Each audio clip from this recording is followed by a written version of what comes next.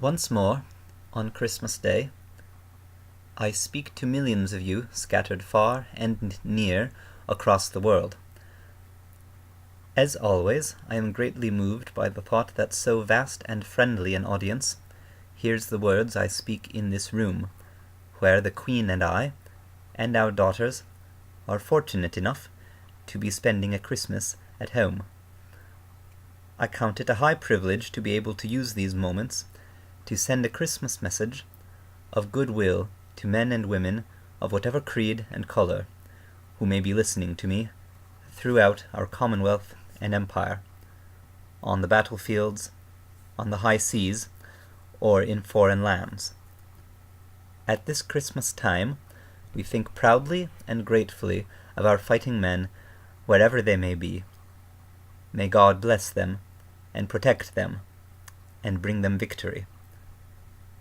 Our message goes to all who are wounded or sick in hospital, and to the doctors and nurses in their labor of mercy. And our thoughts and prayers are also with our men who are prisoners of war, and with their relatives in their loneliness and anxiety. To children everywhere, we wish all the happiness that Christmas can bring. Among the deepest sorrows we have felt in these years of strife, the one we feel most is the grief of separation. Families rent apart by the call of service, people sundered from people by the calamities that have overwhelmed some, while others have been free to continue to fight.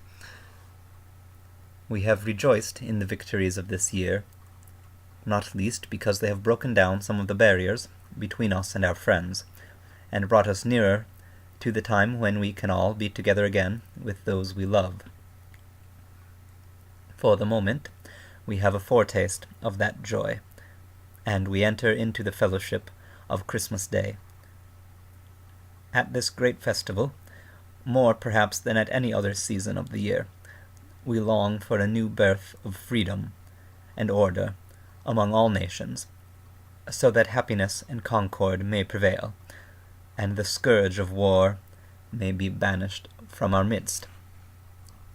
Yet though human ingenuity can show us no shortcuts to that universal charity which is the very heart of the Christmas message, the goal is still before us.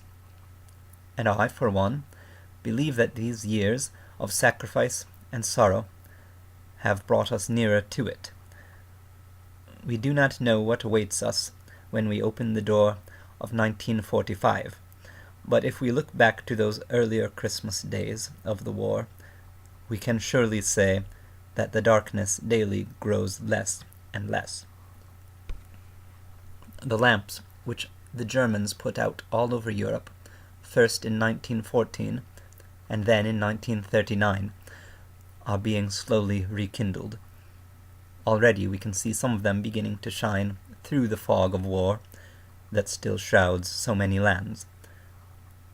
Anxiety is giving way to confidence, and let us hope that before next Christmas Day, God willing, the story of liberation and triumph will be complete. Throughout the empire, men and women and boys and girls, through hard work and much self-sacrifice, have all helped to bring victory nearer. We have shared many dangers, and the common effort has bound us together.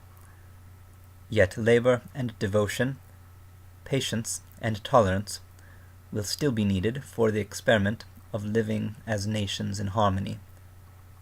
The defeat of Germany and Japan is only the first half of our task.